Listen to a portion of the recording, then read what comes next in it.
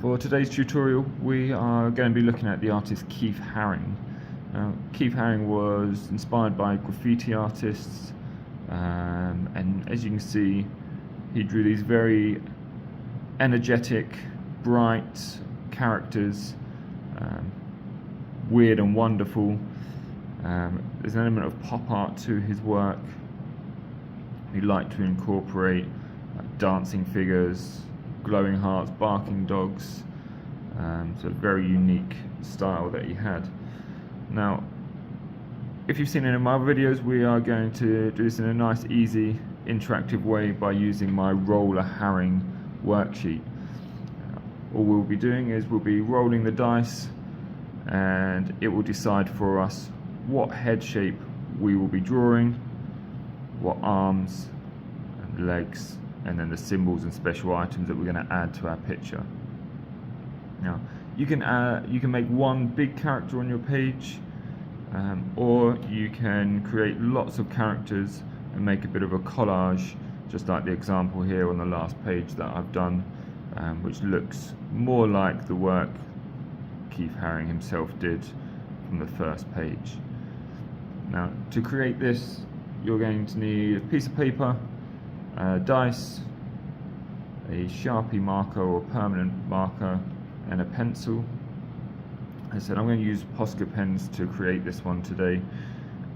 However, you can use colour pencils, you could use felt tips, you can use watercolours, you can use acrylic paints, you can even create a bit of digital art, depending on what your preference is.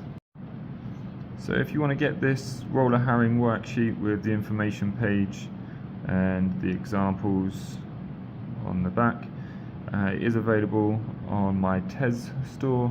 It's also available on Teachers Pay Teachers and Etsy if you wanted to purchase it. So we're going to start off with the head. So we get to roll the dice, and the dice is going to decide for us which one we're going to draw. Okay, so I got a 4, so I'm going to be drawing this hand for my character's head. So I've sketched out my hand for my head first, then I'm just going to go over that with a Sharpie marker to make it stand out. As I said, his characters are very vibrant, they stand out, they are created of some very weird and wonderful elements. It makes it even more fun to produce.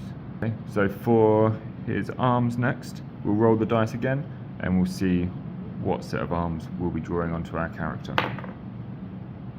So again, I got a 4, so if we go down, 4 here is our crossed arms. Again, I've just sketched it out beforehand, and then I'm going to go over it with my Sharpie. Now, don't worry too much if you make any mistakes. The good thing about this art is that you can't really make any mistakes. It's your piece of art. The character will look how you want it to look at the end.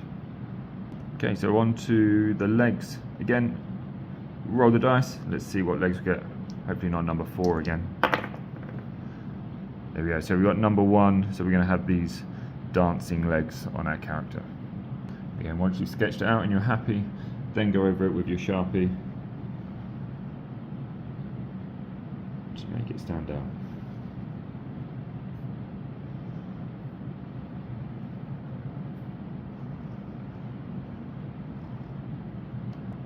Okay, so our 4th roll is for what symbol we're going to add to our character.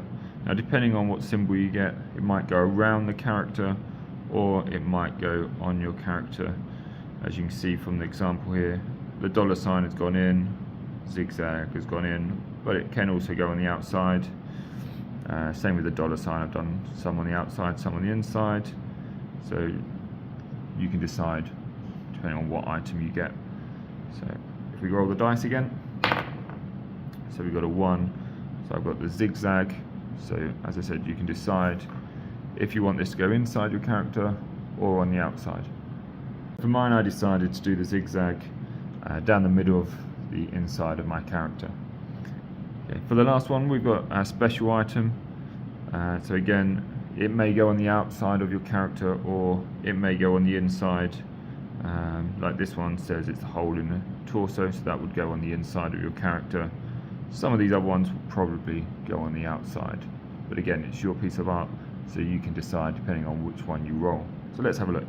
I just went out of shot there, but we got a 6. So for me, I got the light bulb. Now I've got my finished Keith Haring character. I'm going to go on and colour mine in now. Just use the bright colours, don't mix any of your colours. You want to use really vibrant, bold colours. So it's kind of pop art meets graffiti art. If you want to, you could carry on now and you could keep rolling the dice, and you can create some more characters just like this piece here, and you can add some different ones dotted around your page, and then you can add in some nice lines around it to fill your picture.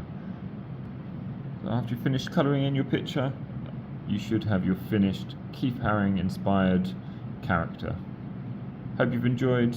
If you do, please subscribe to my YouTube channel and check out the other tutorials that are on there. Thanks.